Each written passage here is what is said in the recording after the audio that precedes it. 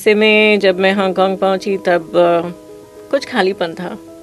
अपने लोगों को मिस कर रही थी डेफिनेटली। हाँ, जैसे हर कोई अपने वतन की याद और खुशबू के लिए तड़पते हैं, अपने लोगों के लिए तड़पते हैं, वैसे ही मुझ में भी शुरू हुआ था। और तब लगा कि मुझे अपने लिए कोई सहारा ढूंढना होगा यहाँ पे। आप यकीन नहीं मानोगे कि फ़ोन में उन्होंने हिचकिचाते हुए, रोते हुए उन्होंने कहा है कि मैं यहाँ नहीं रह सकता, मुझे जाना है। तब उनको हौसला देना कि आप रुको, यहाँ पे इतने दूर आए हो, इतने मेहनत से आए हो, तो यहाँ रुको। वो कुछ नहीं सोचते, वो हमेशा यही सोचते हैं, नेशन फर्स्ट। पहले देश के बारे में सोचेंगे, फिर अपने टीम, अपने कमांड में जो है उनके बारे में सोचेंगे, फिर अंत में अपने आप के बारे में सोचते हैं। जैसे ये लोग फ्रंट लाइन पे जाके बहादुरी से लड़ते हैं और उनके पीछे जो उनका परिवार है वो है साइलेंट फ्रंट। मतलब वो सामने नहीं दिखते, पर वो भी तो एक जंग लड़ रहे हैं अपने आप में। Hi, hello and welcome to TAL Radio, where every conversation is wrapped in kindness. आज हमारे साथ एक ऐसी व्यक्तित्व मौजूद हैं जो कई भूमिकाएं निभाती हैं। कम्युनिटी लीडर, रेडियो होस्ट और कम्युनिटी के बीच में एक ब्रिज की तरह काम करती हैं। इतने सालों से हांगकांग में रहने के बावजूद उन्होंने अपनी कम्युनिटी और अपने कल्चर को नहीं छोड़ा, बल्कि वहाँ में रहने वाले सभी कल्चरल लोगों को साथ लाया। आइए मेरे साथ स्वागत कीजिए हमारे शो में जया जी का। Hello ma'am, welcome to the show. नमस्ते, धन्यवाद, बहुत बहुत धन्यवाद। How are you? बहुत अच्छे, very good. Thank you for having me on Taal radio. Thank you so much for coming. जैसा कि मैंने कहा, आप कई भूमिकाएं निभाती हैं, आप कम्युनिटी लीडर हैं, आपने सभी को एकजुट किया है हांगकांग में रहकर। कैसा एक्सपीरियंस था और ये करना क्यों ज़रूरी है? आपको कैसे प्रेरणा मिली और क्यों आपको ज़रूरी लगा कि सभी को एक साथ लाना चाहिए? बहुत ही मुश्किल सवाल है बिकॉज जैसे आप जानते हैं, एक महिला होने के नाते हम कई भूमिकाएं निभाते हैं, घर से लेकर बाहर तक। और वैसे बचपन से मेरा यही प्रस्थान रहा है कि घर में बड़ी हूँ। पिताजी कई और काम करते थे और हम 4 हैं, 3 बहनें और 1 भाई, और मम्मी। तो हम चारों में से मैं बड़ी, तो मुझे घर के कामों में हाथ बटाना होता था, बच्चों को देखना होता था, मेरे भाई बहन को देखना होता था। मम्मी के लिए फाइनेंशियली उस टाइम में ऑनलाइन बैंकिंग नहीं था, तो बैंक के हेल्प करना होता था, और फिर बाजारू हेल्प, ऐसे करते करते मतलब संभालना मुझे आ गया वहाँ से। और ऐसे में जब मैं हांगकांग पहुँची तब कुछ खालीपन था। अपने लोगों को मिस कर रही थी डेफिनेटली। हाँ, जैसे हर कोई अपने वतन की याद और खुशबू के लिए तड़पते हैं, अपने लोगों के लिए तड़पते हैं, वैसे ही मुझ में भी शुरू हुआ था। और तब लगा कि मुझे अपने लिए कोई सहारा ढूंढना होगा यहाँ पे। तब जाके देखा तो वहाँ पे कोई एसोसिएशन नहीं था जो आंध्रा से जुड़ा हुआ था, हैदराबाद से जुड़ा हुआ था। मैं हैदराबाद से हूँ, तो मुझे वहाँ पे कोई अपना तेलुगु नहीं मिल रहा था। तब लगा कि मुझे कुछ करना चाहिए, पर कैसे करूँ? मैं भी नहीं हूँ वहाँ पे, और एकदम से तो मैं खड़ी नहीं हो सकती। ढूंढने लगी, तब जाके धीरे धीरे इंडियन एसोसिएशंस मिलने लगे और तेलुगु लोग से मिलना हुआ। पर कई बार जब भी मैं जाती हूँ बाज़ार में, सुपरमार्केट में, तो कान हमेशा ढूंढते रहते हैं, आंखें ढूंढते रहती हैं कि अपने लोग कहाँ मिलेंगे, उनसे कैसे बातें करेंगे। उस ज़माने में बहुत ही कम लोग होते थे, बहुत ही कम थे। अब तो खैर दुनिया में हम हर जगह फैले हुए हैं। तो इन सब के बीच में अपने लिए, अपनों के लिए और अपने वतन के लोगों के लिए उनको मिलाने का एक ज़रिया बन गया। बिकॉज़ जहाँ पे नीड होती है वहीं से, मतलब जहाँ पे ज़रूरत पड़ती है वहीं हम सोचने लगते हैं कि अब क्या करें। तो ऐसे कुछ ज़रूरतें आई इस दौरान, तब जाके हमने कम्युनिटीज़ बनाना शुरू किया ताकि उन तक पहुँच सके। जैसा कि आपने कहा कि धीरे धीरे जैसे जैसे ज़रूरत आपको महसूस हुई, तब आपने कम्युनिटी ढूंढना शुरू किया, आपने तरीके के लोगों को ढूंढना शुरू किया, और फिर आपको मिले भी, आपने कम्युनिटी भी बनाई। कैसा सफ़र था कम्युनिटी बनाने का, और आपको कैसा रिस्पांस मिला लोगों से? और आई एम श्योर काफ़ी मुश्किल रहा होगा, क्योंकि पूरे हांगकांग में जैसा आपने कहा उस समय बहुत कम तेलुगु स्पीकिंग लोग वहाँ रहते थे, अब तो फिर भी काफ़ी सारे हो गए। तो कुछ हमें थोड़ी मुश्किलों के बारे में बताइए। और आज जब एक प्रॉपर समाज बन चुका है, तो आज वो कैसा दिखता है? एक तो पहले जब हम समाज बनाते हैं तो लोगों को कैसे पता चलेगा कि हमने समाज बनाया, तो लोगों तक हमें पहुंचाना है। और उस टाइम में ना व्हाट्सएप था ना फेसबुक था, तो मुझे क्या करना था, कैसे मैं लोगों को बताऊं कि मैं हूं आपको मदद करने के लिए। तो वेबसाइट बनाना ज़रूरी समझा मैंने। और जितने भी लोग इकट्ठे हुए थे हमारे तेलुगु एसोसिएशन में, उनमें से ज़्यादातर ब्लू कॉलर जॉब्स वाले थे, आईटी में थे, बैंकिंग में थे। तो मैंने उनसे पूछा कि कोई मुझे मदद करे हेल्प की वेबसाइट बनाने में। और इससे बड़ी बात यह है कि हांगकांग में जो वर्क कल्चर है वो काफ़ी कठिन है। तो मैं उनसे उम्मीद नहीं रखना चाहती थी, और मैंने खुद अपने आप से सीखा एंड वेबसाइट बनाया। और उसके ज़रिए जब भी लोग आना चाहते थे तो ढूंढते थे हांगकांग में इंडियंस या हांगकांग में तेलुगु, तो वहाँ से मुझे संपर्क हो जाते थे, ईमेल करते थे वहाँ से, तो वैसे उनसे मिलना होता था। और जैसे जैसे सांकेतिक नैपुण्य हमारे देश में आने लगे, टेक्नोलॉजी बढ़ने लगा, तो वैसे हमने फेसबुक पेज खोला, फिर इंस्टा पेज खोला, और वैसे लोग मिलते गए, जुड़ते गए। और उनकी मेन ये होती है ना कि जब हम नए देश जाते हैं तो कहाँ हमारे लोग होंगे जहाँ हम आराम से रह सके, थोड़ा भी अपनापन फील कर सके, हमारी सब्जियां मिलेंगी क्या, हमारे दाल मिलेंगे क्या, या फिर हमारे दवाइयाँ वहाँ पे मिलेंगे, कैसे स्कूल्स मिलेंगे, स्कूल्स में हम कौन से स्कूल में बच्चे को डाल सके। ये सारी उनकी जो बेसिक सेटलिंग होती है वहाँ पर, ना मैं उनको देखती हूँ ना वो मुझे जानते हैं, बट सिर्फ फ़ोन कॉल या ईमेल के ज़रिए उनको ये मदद मिल जाती है। पर हाँ, और मैं क्यों करूँ, मुझे उससे बहुत अच्छा लगता है कि किसी को हमने खड़ा किया यहाँ पे, उनको कोई वजूद दिया यहाँ रहने का। बिकॉज जब भी कोई हांगकांग आ जाते हैं तो दूसरे तीसरे दिन ही फ़ोन आ जाता है, मुझे यहाँ की स्मेल अच्छी नहीं लगती है, मुझे वापस जाना है, मुझे यहाँ का खाना अच्छा नहीं होता है, स्मेल आ रहा है, मुझे जाना है। ऐसे कि not only women but even man, आप यकीन नहीं मानोगे कि फ़ोन में उन्होंने मतलब हिचकिचाते हुए, रोते हुए उन्होंने कहा है कि मैं यहाँ नहीं रह सकता, मुझे जाना है। तब उनको हौसला देना कि आप रुको, यहाँ पे इतने दूर आए हो, इतने मेहनत से आए हो, तो यहाँ रुको। थिंक काफ़ी अपनापन लगता होगा, कोई एक भी मिल जाए बताने के लिए कि it's a better place to be, गलती नहीं करी है यहाँ पर आकर, क्योंकि बहुत मेहनत से जाते हैं, बहुत पढ़ाई करके, काफ़ी कुछ लोग अपना सब कुछ लगा के जाते हैं जी। तो डेफिनेटली काफ़ी हेल्प होती होगी। आपको क्या लगता है कि ऐसे कम्युनिटी सेंटर्स और ऐसे कम्युनिटी एक्सपीरियंस बच्चों के लिए कितना इम्पोर्टेंट है जो बाहर पल रहे हैं और जो अपने रूट से, मदर टंग से, अपने कल्चर से जुड़े रहना चाहते हैं, उनको कैसे ये हेल्प करता है? ये हमें अपने लिए भी बहुत ज़रूरी है, पहले बच्चों की तक जाने से पहले हमें भी बहुत ज़रूरी है कि हम अपना एक रुतबा उनको बताएं कि हम हैं, हम हिंदुस्तानी हैं, हम अपने वतन से जुड़े हुए हैं, हमारा संस्कृति ये है, हमारी सभ्यता ये है। ये सारी बातें हमें भी अपने आप के लिए प्रदर्शन करना होता है। चाहे हम पैंट शर्ट ही क्यों ना पहने, तो फिर भी हमारी बोली में, हमारे रोज़ के कार्य में कहीं ना कहीं हमारा भारतीय तत्व दिखाई देता है। और ऐसे में आई थिंक कई लोगों को एहसास भी कई बार दिलाना पड़ता है कि हम अपने वतन से इस तरह से जुड़े हुए हैं। तो वो सब कैसे पॉसिबल होता है, मतलब ये सारी चीज़ें, जैसे हमारे नाट्य प्रदर्शन होते हैं, कथक हो गया, भरतनाट्यम हो गया, कुचिपुड़ी हो गया, या फिर बॉलीवुड टॉलीवुड के डांसेस हो गए, ऐसे कल्चरल इवेंट्स ऑर्गेनाइज करना, वहाँ पे एहसास दिलाना कि होली हो गई, होली तो बहुत ही बड़ा त्यौहार है। हर एक स्टेट से जो भी लोग हैं वहाँ पे, जितने भी भारतीय हैं, सब बड़े खुशी से होली में पार्टिसिपेट होते हैं।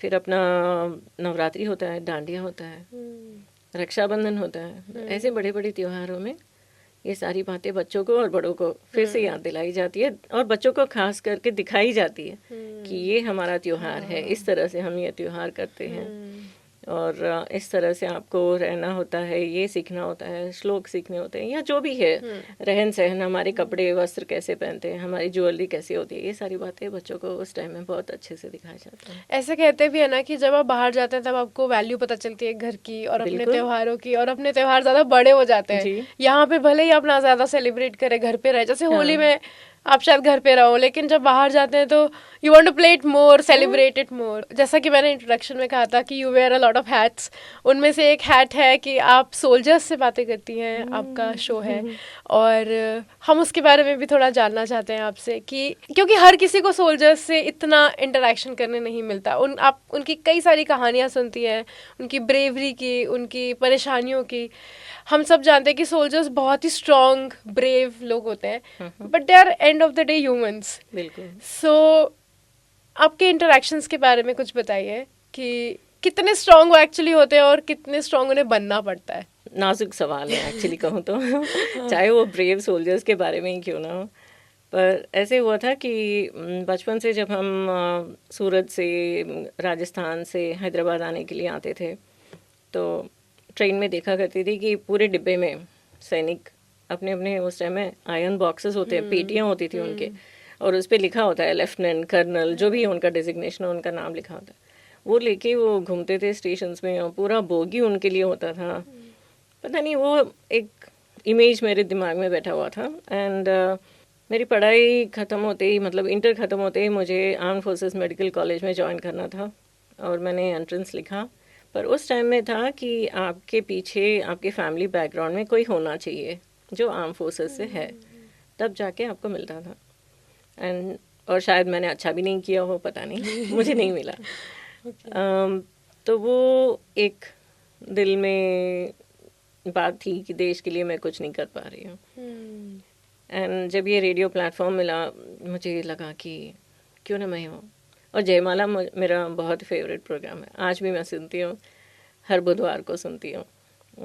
एंड उसके ज़रिए जब बातें होती थी तो वहाँ पे मैंने, आप सब भी जानते हैं, जैसे वहाँ पे फिल्म स्टार होते थे, या फिर कोई लेखक होते थे, या फिर कोई सिंगर, ऐसे लोग आते थे, पब्लिक फिगर, ज़्यादातर से फिल्म इंडस्ट्री से लोग आते थे, और वो अपनी बातें शेयर करते हैं, और सैनिक को ये बताते हैं कि हम आपके लिए हैं, हम आपके लिए ये पेश कर रहे हैं, और ऐसी बातें होती है वहाँ पे। तो मुझे उसे थोड़ा हटके करना था।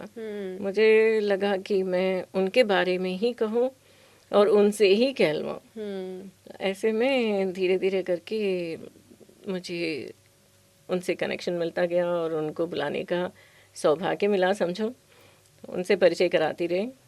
और जैसे आपने कहा कि वो दिखते तो बहुत ही सख्त हैं, जैसे देश प्रेम है उनमें, वैसे ही वो इतने ही सरल इंसान भी हैं, बहुत ही सरल इंसान है। और उनके लिए हमें एज एन ऑर्डिनरी सिटीज़न एक एहसास हमें भी उनके लिए जताना बहुत ज़रूरी है कि आप हमारे लिए कर रहे हो, जो मतलब हमें जानते भी नहीं है, ना मेरा नाम जानते हैं ना आपका नाम जानते हैं, पर वो सरहद पे खड़े हैं अपना सिर कटाने के लिए। हम तो सुई भी चुभते ही रोने लग जाते हैं। हाँ। तो फिर ऐसे में उनका जज्बा कितना बड़ा है, और उनके लिए हमें एहसास जताना बहुत ही ज़रूरी है। इस तरह से मैंने उनका परिचय करना शुरू किया। काफ़ी अच्छी रिस्पॉन्स मिली, और मैंने काफ़ी कुछ सीखा उनसे। जी। आपने काफ़ी सारे सोल्जर्स से बात की है, एक ऐसी बात जो आपको लगी हो कि जो आपके मन में रह गई? Nation first. वो कुछ नहीं सोचते, वो हमेशा यही सोचते हैं, नेशन फर्स्ट। पहले देश के बारे में सोचेंगे, फिर अपनी टीम, अपने कमांड में जो है उनके बारे में सोचेंगे, फिर बाद में फैमिली, अंत में उनके बारे में, अपने आप के बारे में सोचते हैं। तो जब हम नेशन फर्स्ट रखेंगे तो जाहिर है कि हम कुछ अच्छा ही करेंगे, अपने स्वार्थ से ऊपर देश के लिए। That's very beautiful. रेडियो एक ऐसा टूल है जो बहुत सारे लोगों तक एक साथ पहुंचता है, just like any other mass media tool. कैसे इम्पैक्ट हुआ आपका रेडियो ज्वाइन करने के बाद, और आपको क्या लगता है how powerful it is and how it helped you ज़्यादा लोगों तक पहुंचने में?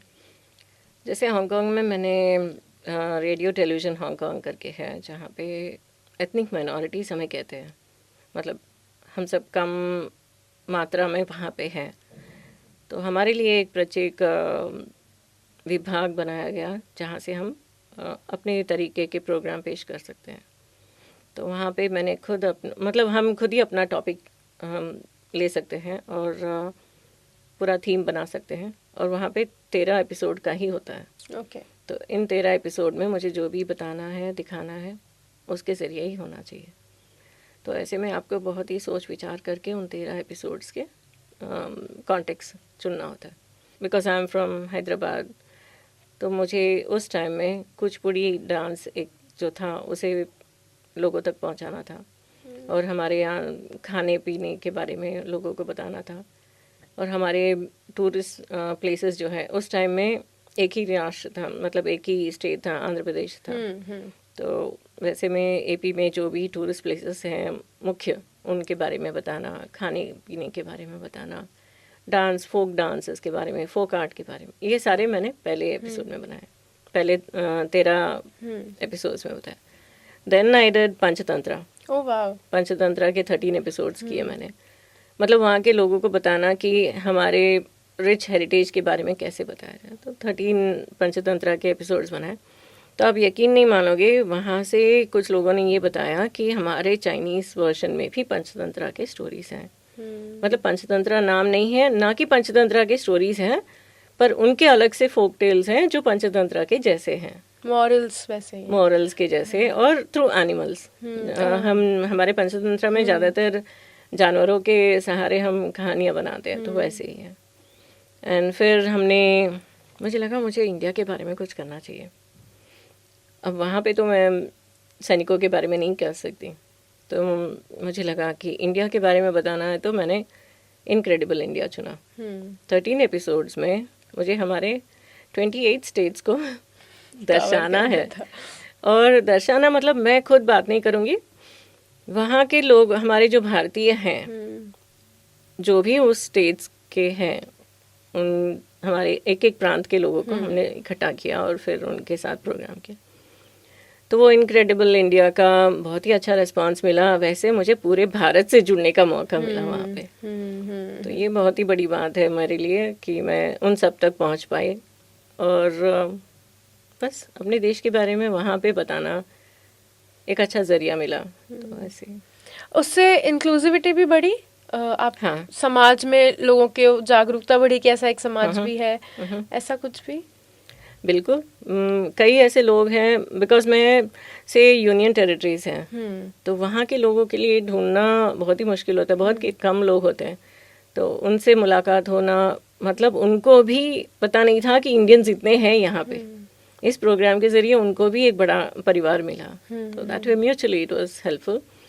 एंड लिसनर्स जो थे हमारे, जो हांगकांग के नेटिव्स थे, उनको भी काफ़ी कुछ इंडिया के बारे में सीखना मिलना पड़ा, बिकॉज फेसबुक के ज़रिए हर एपिसोड के बारे में जब हम पोस्ट डालते हैं, तो उस स्टेट के बारे में, उसके इम्पॉर्टेंट फीचर्स के बारे में फ़ोटोज़ वगैरह, वीडियोस वगैरह डालना, तो ऐसे में वहाँ के लोगों को भी काफ़ी कुछ सीखने को मिला। That's amazing.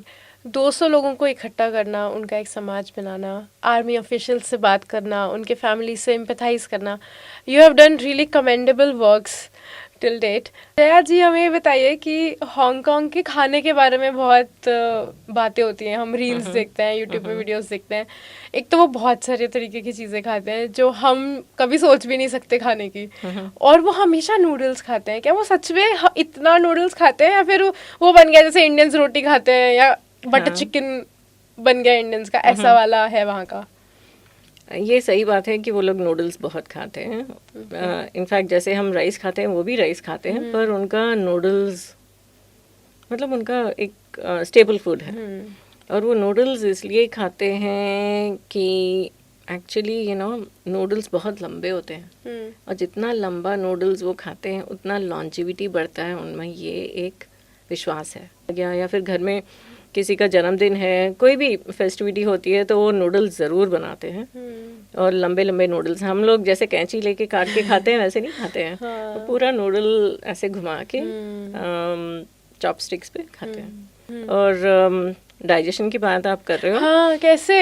I mean, तो आप देखिएगा चाइना में या हांगकांग में ज़्यादातर वहाँ के नेटिव्स जो है ग्रीन टी पीते हैं, ओके, जैस्मिन टी पीते हैं, और वो हमारे जैसे ठंडे पानी नहीं पीते। उनके पास हमेशा, हर एक के पास एक फ्लास्क होगा, एक छोटा थर्मस होगा, उसमें गर्म पानी पीते हैं और चाय पत्ती होती है जो ग्रीन टी वाली लीव्स होती हैं वो होती है, और नींबू हमेशा वो वही पीते हैं। बाद ना हम थाली में 2 सब्जियां, दाल, सलाद, अचार, पापड़ और फिर घी, ये सब डाल के हम एक साथ बैठ के खाते हैं। मतलब एक मेजर मील हमारा हो जाता है। पर वो वैसे नहीं खाते हैं, 2-3 घंटे में थोड़ा थोड़ा खाते हैं। तो क्या उनके ऑफिसेज और स्कूल के लंच ब्रेक भी वैसे होते हैं 2-3 घंटे वाले? उनका ब्रेकफास्ट कुछ नहीं होता है। अच्छा। कई लोगों का तो ग्रीन टी हो जाता है और एक बन उठा के खा लेते हैं, बस उतना ही, या फिर फ्रूट खा लिया, या फिर कोई सब्जी, कैरेट खा लिया, खीरा खा लिया, ऐसे हो जाता है। बट अदरवाइज उनके जो 2 घंटे बाद वो बाहर जाते हैं, फटाफट नूडल्स या सूप कुछ पी के आ जाते हैं। ऐसे नहीं कि उनको ब्रेक चाहिए, बिकॉज वो खाते ही इतना कम है। और वो 2-3 घंटे में, मतलब दिन में वो 7-8 बार खाते हैं। जैसे हम चाय ब्रेक लेते हैं वो नूडल ब्रेक लेते हैं। हाँ, या फिर सूप ले लेते हैं। उनके लिए लंच टाइम मतलब हाँ, जाएंगे, मोमोज खाएंगे, दिमसम खाएंगे, उसके साथ में नूडल्स खाएंगे। आप खाते टाइम आपको लगता है कि पेट भर गया, आप खा के देखो, कभी भी लगता है कि पेट भर गया, पर 1 घंटे में फिर आपको भूख लगती है। और वो मैदे के ही होते हैं ज्यादातर मैदे के होते हैं। Wow, they have really cracked their digestion. Carbs काफी लेते हैं, बट उनका मंत्र यही है कि नींबू पानी, गर्म पानी, चाय, ग्रीन टी या जैस्मिन टी, अलग अलग तरीके के टी होते हैं उनके। तो वो, और वहाँ की एक स्टेपल दिनचर्या कैसी है? जहाँ इंडिया में अब बाहर निकलो तो ऑटो मिल गया, अब तो उबर, ओला जो भी है, हम बाहर निकलते कदम रखते ही हम उसमें चढ़ेंगे और चले जाएंगे। पर वहाँ पे ऐसे नहीं होता है, चलना ही होता है, हर जगह चलना होता है। मतलब लोगों को ये भी पसंद है कि वो अपने आप को फिट रखे। तो आप वहाँ पहुँचो, रात को 2 बजे भी आपको दिखेगा कि कोई दौड़ रहा है, अपना एक्सरसाइज कर रहा है।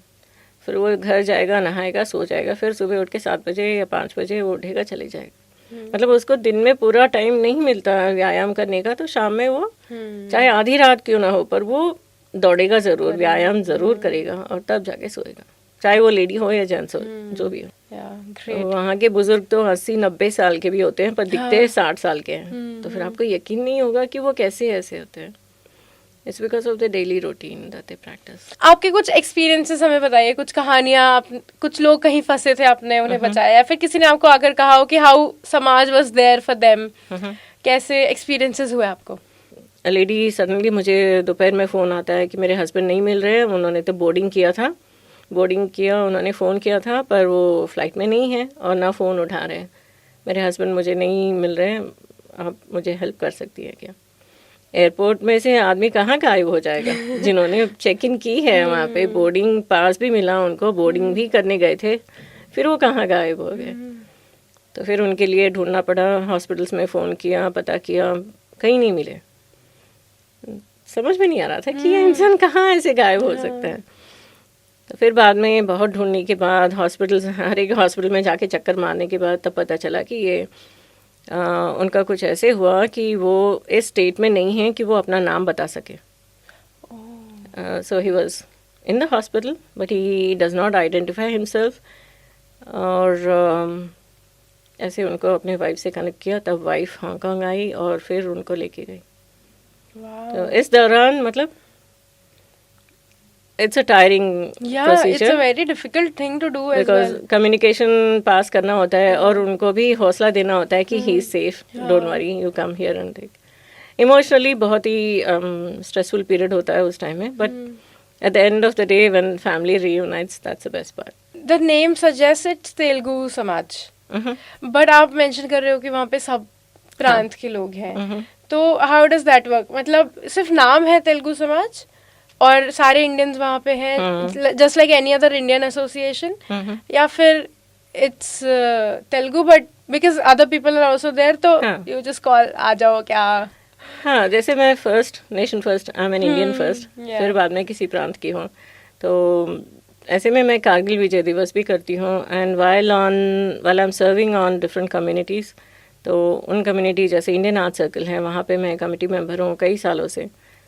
जब प्रोग्राम्स होते हैं तो सारे इंडियंस के बच्चे और सारे इंडियंस उसमें पार्टिसिपेट करते हैं, तो that way it helps me to stay connected. और मैं कारगिल विजय दिवस वहाँ पे 10 साल से कर रही हूँ हांगकांग में, तो सारे लोगों को, सारे भारतीय लोगों को ये मौका दिया जाता है कि वो अपने देश के लिए कुछ कहना चाहें तो कह सकते हैं. सिमिलरली काउंसलेट में, एम्बेसी में जब भी प्रोग्राम्स कुछ करना होता है तो I try to help taking new talents there, वहाँ उनको दिखाने की प्रयास करती हूँ. That way staying connected with Indian community, at the same time अपने मुल्क के लोगों को भी. That's very beautiful. Thank you so much Jaya ji हमसे बात करने के Thank लिए. you so आपने much. टाइम निकाला और हमारे शो पर आई. Thank you so much. Thank you so much. और मेरा यही कहना होता है कि आपने हेलन केलर का नाम सुना होगा, जो कहती है कि I am only one but still I can do something. तो बस मैं अकेली हूँ ये मैं समझती हूँ, पर मैं कुछ कर पाती हूँ, छोटा सा भी सही, तो वो करने के लिए तैयार हो जाना चाहिए.